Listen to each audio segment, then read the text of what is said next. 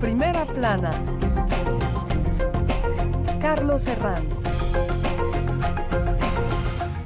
Bienvenidos en Primera Plana, el programa de actualidad de Radio Francia Internacional en colaboración con France 24 en español, en el que analizamos diversos aspectos de la actualidad de esta semana. Hoy lo hacemos con dos corresponsales de la prensa extranjera en París. Saludamos ya al señor Thomas Hanke del diario alemán Handelsblatt. Guten Tag, Hola, Thomas. buenos días, guten Tag. Y a Florencia Ángeles de la radio W de Colombia. Florencia, bienvenida. Gracias, igualmente. Y lo hacemos analizando las elecciones que va a celebrar Alemania este próximo domingo. Esto es En Primera Plana.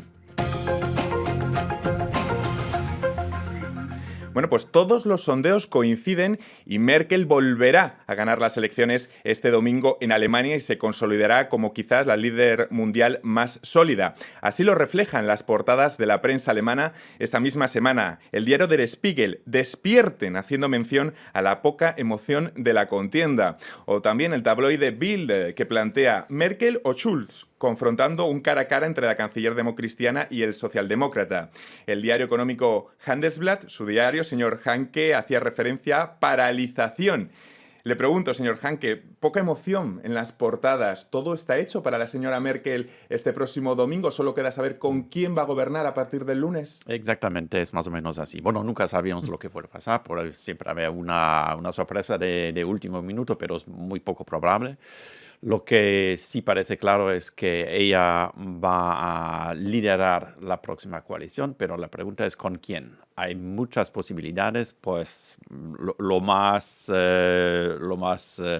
claro sería continuar con los socialdemócratas, pero ellos al parecer no quieren. Ellos quieren volver a la oposición para reforzarse, remodernizarse, para encontrar un perfil un poco más claro que lo que tienen ahora.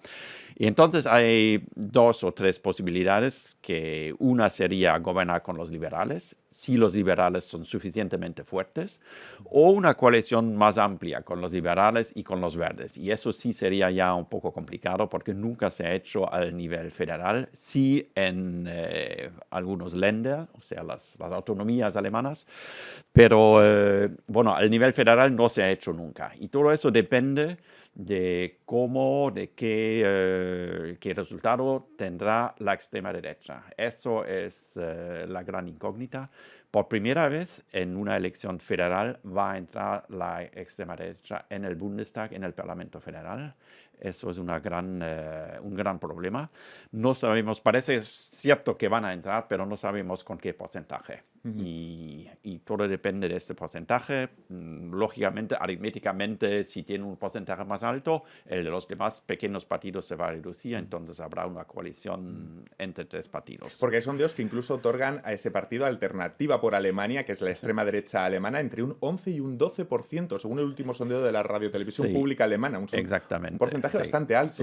Sí. Tienen dos cifras. Bueno, antes habían bajado mucho, estaban muy alto hace un par de meses, luego habían bajado y ahora han vuelto a subir. Y claro, la incógnita es cómo será el resultado verdad, porque los institutos demoscopios no tienen realmente valores para comparar. Y luego un efecto que había en Francia también con el Frente Nacional, que la gente tiene vergüenza, no se atreve a decir yo voy a votar a la extrema derecha. Entonces el resultado puede estar aún mejor para el AfD. Nos interesa también conocer qué perspectiva se tiene desde América Latina de la figura de la canciller, de Angela Merkel. Le pregunto, señora Ángeles, ¿cómo es percibida la canciller, esa figura sólida, de un líder sólido? Exactamente, yo creo que en América Latina ayudó mucho justamente la reciente gira que hizo a mitad de año Angela Merkel en varios países, bueno, en Argentina y en México, y justamente porque, a ver, como América Latina está muy ligada a Estados Unidos, evidentemente, geográficamente es importante, pero a raíz también de la elección de Donald Trump, los ojos de inmediato voltearon a ver a quién más estaba hacia, como socio económico. Angela Merkel llegó justamente con este mensaje en esta gira de, bueno, que se cierra cierra una puerta, ¿no? Pero se abren otras. Yo voy a seguir impulsando la cooperación económica que existe ya. De hecho, Alemania ha invertido muchísimo bueno, sus empresas justamente en América Latina.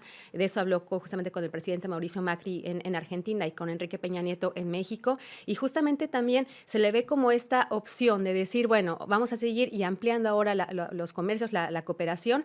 Y también un tema que nos toca muchísimo en América Latina es justamente la migración, particularmente en México. Ella dio un discurso justamente diciendo, no es con muros como se resuelve, ¿no? Es con el apoyo, el impulso a la economía, aunque también ahí hubo un poco de jalón de orejas al presidente mexicano porque dijo, bueno, y a toda Latinoamérica, evidentemente, diciendo el principal motivo o la principal razón para que no haya migración es evitar justamente que haya problemas en los países que expulsan a estos migrantes, ¿no? Entonces, ok, sí voy a ayudar a que ustedes también reactiven la economía, a que también esto haga que los países sean más ricos finalmente y también en ese sentido evitar la inmigración.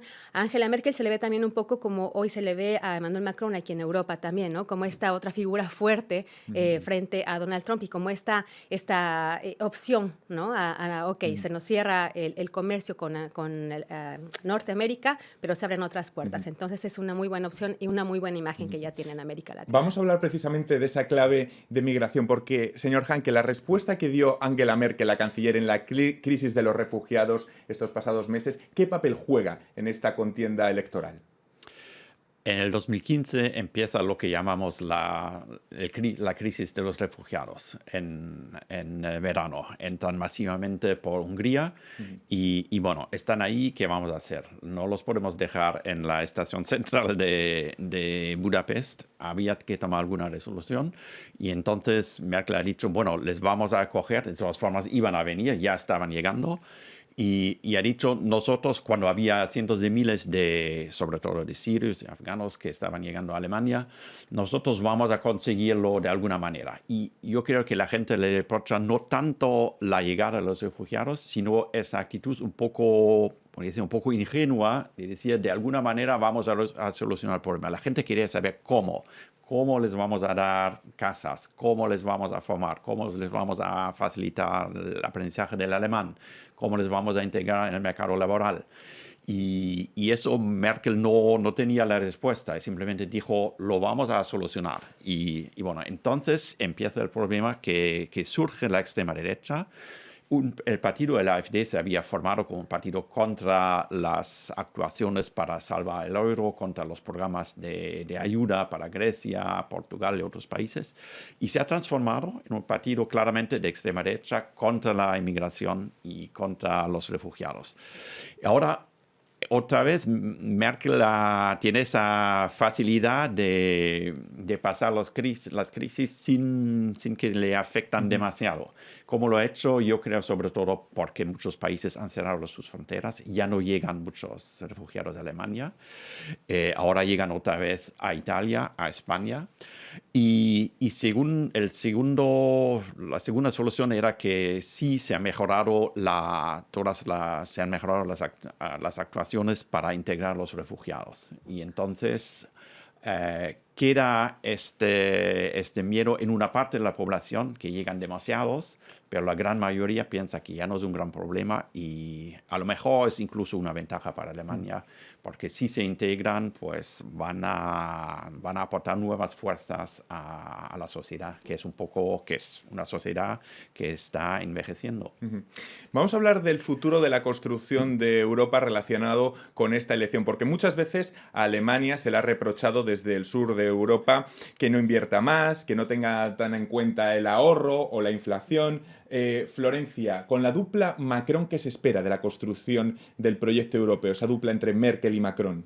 Pues justamente se espera que vean hacia otros mercados, ¿no? Se espera que reactiven la economía. Recordemos, a ver, justamente hubo muchas críticas hacia Macron cuando fue electo por esta economía, ¿no? Francia lleva años con este desempleo tan alto. él justamente fue lo que dijo, bueno, también vamos a empezar. Voy a agarrar esta situación difícil que me deja el presidente François Hollande, ¿no? Para hacer un poco de austeridad y luego empezar otra vez a redinamizar el mercado. Vamos a ver, es lo que se espera, que haya justamente un mercado más competitivo, que haya una creación de empleos mayor, aunque también la cuestión también es la calidad de los empleos que ahora se van a crear, ¿no? Estamos ahorita en Francia con estas reformas o con estas manifestaciones en contra de la reforma laboral, que de hecho hoy se espera justamente el decreto, ¿no? Y bueno, hay estas dudas de cómo lo van a hacer. Ok, sí reactivar la economía, pero a costa de, ¿no? De la calidad quizá de los empleos que tanto ha garantizado o que tanto ha defendido, mejor dicho, el gobierno francés. Pero bueno, se espera justamente que ellos dos, esta dupla Macron-Merkel, ahora actúen justamente para tener una visión nueva de Europa, ¿no? Vamos a ver si lo logran en construir la nueva Europa, que es lo que los dos han dicho que quieren hacer. No sé, señor Anke, si en las elecciones, en los medios de comunicación allí en Alemania, se expone esa permanente duda de si lo adecuado es europeizar Alemania o alemanizar Europa. No, yo creo que es más bien un miedo que hay en otros países que se va a alemanizar Europa, pero no ha sido un gran tema de la campaña electoral. Pero sí lo va a hacer después de las elecciones, porque es claro que Macron ha esperado a las elecciones alemanas para explicar sus propuestas, para presentar sus propuestas que va a hacer la semana que viene. Y hay la esperanza, yo creo que entre la mayoría de los alemanes, que sí habrá una acción común de los franceses con el gobierno alemán en 3 temas. El primero es la defensa común. El segundo tema es justamente los refugiados, cómo vamos a desarrollar una política del asilo común en Europa. Y el tercer tema es cómo podemos ameliorar el funcionamiento de la zona euro de tal manera que ya no vuelva la crisis, que ya no vamos a vivir lo que hemos vivido en los últimos años. Señora Ángeles, le quiero preguntar, ¿hay alguna figura en Latinoamérica, homologable a la de Angela Merkel? Es decir, una figura que sea conservadora, que sea de derechas, pero al mismo tiempo que pacte con la izquierda ciertas medidas, que aplique medidas de acogida con los migrantes. ¿Hay algún ejemplo homologable? Yo creo que no, realmente en América Latina, para empezar, hemos tenido pocas mujeres en el poder, ¿no? El ejemplo más importante de mujeres en el poder ha sido Argentina, también evidentemente Dilma Rousseff en Brasil, aunque también ahí al principio se le veía justamente como una mujer fuerte, pero que negociable, no era de derecha, ¿no? Al final de cuentas, es muy, muy interesante lo que vemos en Europa, que hay mayor concertación justamente entre los partidos y logran hacer alianzas mucho más fuertes más allá justamente de los gobiernos, ¿no? Más allá también de que sean en el gobierno, en los 5 años justamente que dura el gobierno, pero en América Latina yo creo que es algo que falta. Se ha empezado a construir poco a poco, lo estamos viendo justamente también, por ejemplo, ahora en México, de cara a las elecciones que vienen el próximo año, que hay grupos que justamente, o partidos que se están uniendo, pero por el momento es única. Pues vamos a viajar precisamente hasta México en los próximos minutos. Vamos a hacer una pequeña pausa y enseguida volvemos. Esto es En Primera Plana.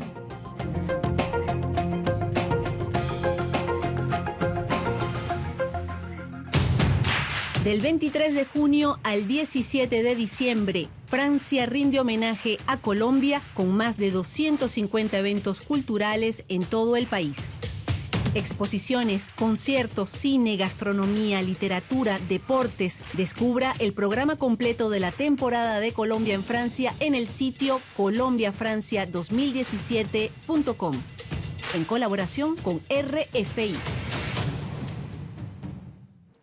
Continuamos en Primera Plana, Radio Francia Internacional y France 24 en español. Lo hacemos acompañados de 2 colegas de la prensa extranjera aquí en París, Tomás Hanke del diario alemán Handelsblatt y Florencia Ángeles de la W de Colombia. Desvelemos ya quién es nuestro personaje de la semana.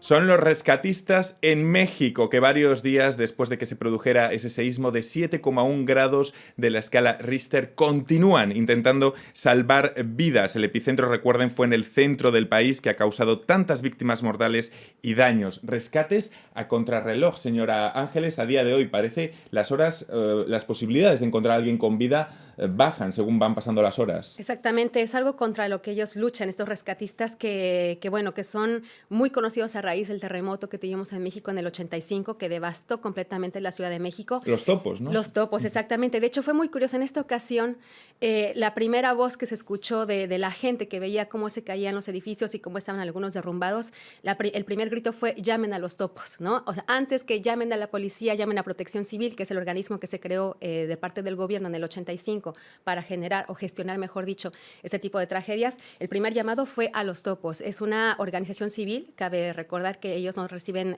ningún tipo de apoyo de ningún gobierno.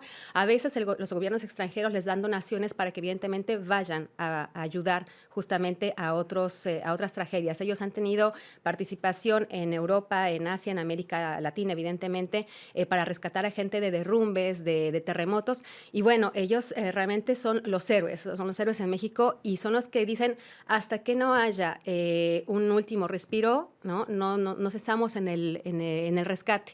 Ahorita estamos viendo en México que las autoridades hay una polémica sobre en qué momento vamos a terminar con el rescate minucioso, con esto de estar con palas y a mano, todo muy, muy cuidadoso para que las personas, si están con vida, las podamos sacar, y en qué momento entra la máquina pesada, la maquinaria pesada, para poder retirar todos los escombros y sacar los cuerpos, ¿no? Ellos están intentando que justamente se detenga esta maquinaria pesada que entra, para que ellos sigan poco a poco, minuciosamente excavando y encontrando a la gente que sigue atrapada. Realmente es una tensión muy fuerte la que se está viviendo, y ellos realmente son los principales, con los perros también que forman parte del equipo, los perros que están olfateando, indicando dónde está la gente. Y bueno, es una organización a la que en México se le reconoce, bueno, incluso también la ONU ya también ha certificado a los topos de México, y bueno, ahorita son los principales, digamos, personajes de este rescate, ¿no? Estamos esperando justamente que hagan lo mayor posible para que logren sacar a los niños que todavía siguen ahí, a las personas que siguen ahí, todavía con vida algunos, aunque el reloj cuenta muchísimo en este caso. No sé si al señor Hanke también le han llamado la atención esas imágenes de solidaridad de ciudadanos trabajando con los topos contra reloj en las últimas horas. Mucho, y a mí me recuerda un poco, no se puede comparar, pero un poco el trabajo de los cascos blancos en Siria, que también son gente privada, pero que ayudaron muchísimo y mucho más que las organizaciones oficiales.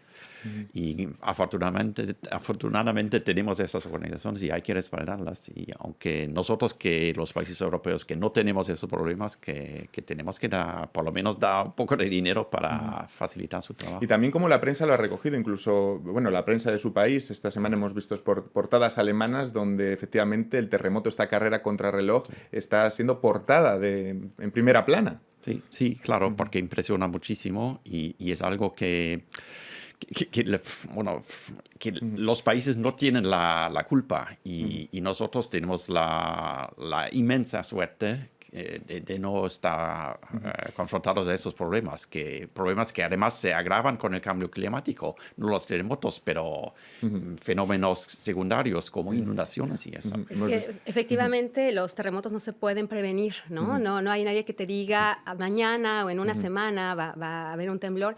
Y yo creo que también algo que ojalá que salga también no solo para México, sino para todos, es esta conciencia de tenemos que tener esta conciencia sísmica, digamos, a los que estamos en este tipo de países, pero también de que como ciudadano tenemos que prepararnos. Los topos surgieron, ellos en el 85 eran ciudadanos de a pie, común y corrientes, como decimos en México, que no tenían ninguna preparación. A raíz del 85 se fueron preparando, ¿no? Se fueron justamente llenando también de equipo que podían utilizar en ese tipo de tragedias. Y el llamado también desde que fue ese terremoto o ese temblor el martes pasado fue: agradecemos mucho a la gente que venga, gracias por venir los voluntarios, pero por favor que venga gente preparada, que venga gente que tenga conocimiento. Y desgraciadamente todos vivimos en una burbuja muchas veces que decimos, bueno, no va a pasar nada, y cuando llegan las tragedias es cuando decimos, no sé primeros auxilios, no tengo esta preparación para rescatar gente, ¿no?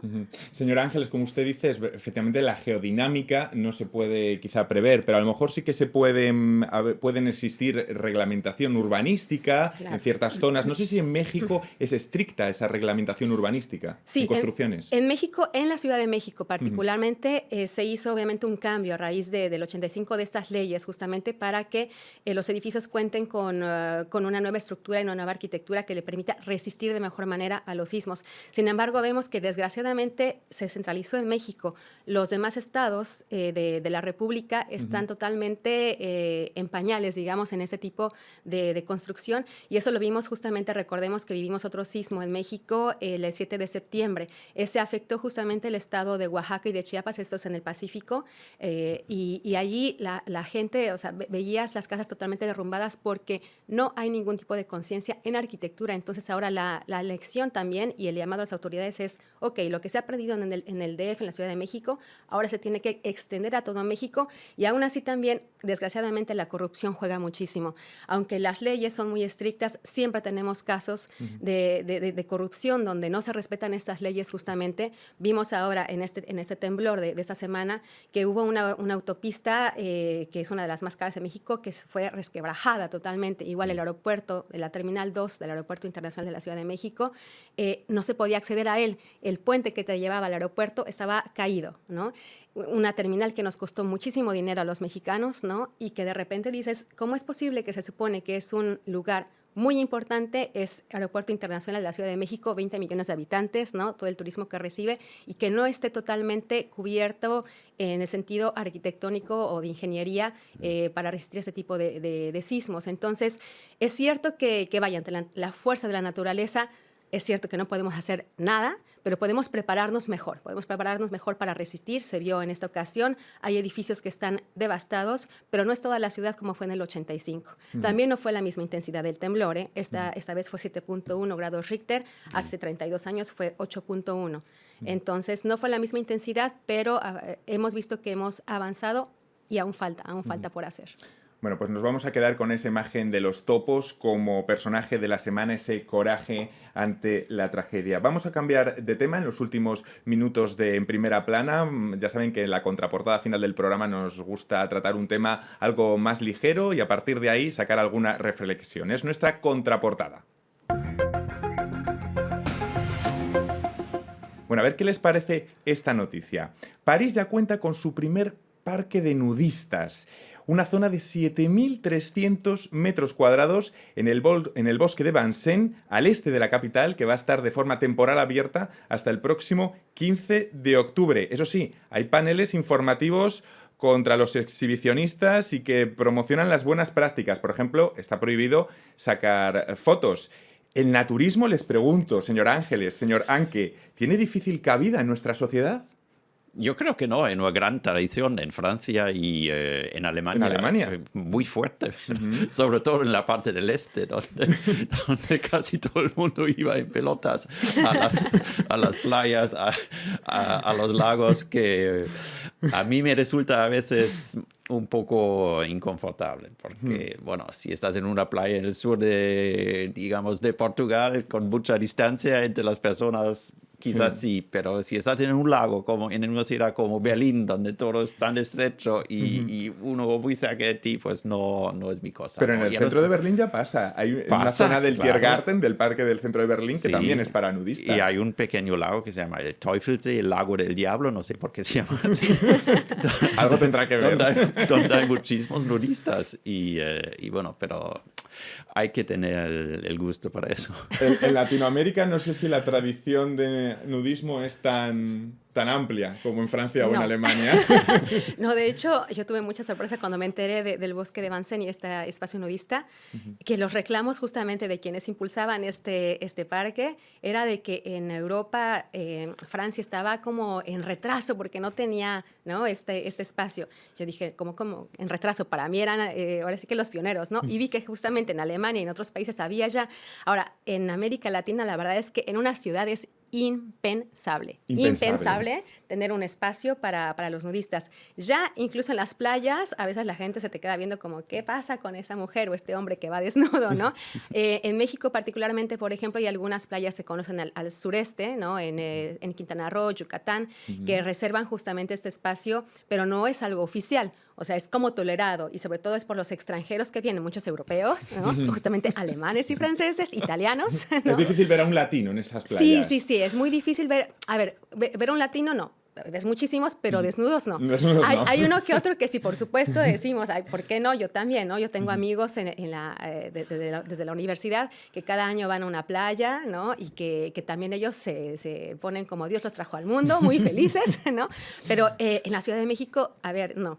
Impensable. En todas las capitales de América Latina, en Bogotá, no sé, yo no veo a alguien que justamente diga, en este parque o en este bosque como Vincennes hay un espacio para que usted esté al aire libre. No, por el momento no. ¿Saben ustedes cuántos franceses aquí en Francia se declaran nudistas o que practican en ocasiones el nudismo? No sé. 2,5 millones. ¿Qué les parece? Muchísimos. Son muchísimos, ¿verdad? Yo preparando el programa me he dado cuenta. 2,5 millones de franceses que alguna vez practican el nudismo. Me pregunto si sobre todo en la costa, en la Côte d'Azur, En la costa, Sí. en Bretaña, donde en la hace- Costa Azul. donde hace más frío. Sí, también a mí me sorprendió que se iniciara con ese experimento, porque inició como fase experimental en el Bois de Vincennes. En esta época, la verdad es que a mí me daría un Exactamente. poco de frío, aunque me dieran ganas, me daría frío, ¿no? Pero bueno, hay gente. En cualquier caso, la decisión municipal no tenía la unanimidad, sino que ha creado cierta controversia. Y les pregunto ya para llevarnos un poco la anécdota a categoría. ¿Creen que es un derecho del ciudadano de poder disponer en sus espacios urbanos un lugar, una zona para nudistas? ¿Creen que entra en su derecho? Pues yo creo que sí, finalmente siempre está el derecho en el no transgredir el derecho del otro, ¿no? A mí me llama mucho la atención este letrero que había justamente en el Bois de Vincennes en la entrada, en el bosque, decir, bueno, este espacio está reservado para las personas que quieren el nudismo, pero también pueden entrar personas que no quieren desvestirse, ¿no? Con este fin de convivir, con este fin justamente de aprender del otro, de decir, bueno, a ver, yo no lo practico, pero estoy contigo y quiero que me digas por qué lo haces, ¿no? Entonces también en esto cabe el derecho, pero también la apertura, ¿no? A conocer al otro finalmente. ¿Algo más que añadir? Un Yo punto creo más. que, ¿por qué no? Es otra cosa, como hemos tenido en Alemania casos de gente que pensaba que tenían el derecho de pasear sistemáticamente desnudos por la ciudad. Y eso, bueno, esa gente sí, pues les han dado unas multas, porque entonces ya entras en conflicto con En el derecho de conflicto. los demás De los demás. de no Efectivamente. verlo. Si no quieres Ahí verlo, está no el les punto, puedes ¿no? obligar. Ahí está el punto. Esto es- Pues muchísimas gracias por haber acudido hoy aquí En Primera Plana. Se lo agradezco. Tomás Hanke, del diario gusto. Handelsblatt, el diario financiero referencia en Alemania, y también a la señora Florencia Ángeles de la Gracias. W Radio de Colombia. Un placer. Y a ustedes, hasta la próxima semana, cuando volvamos a repasar la actualidad aquí, En Primera Plana.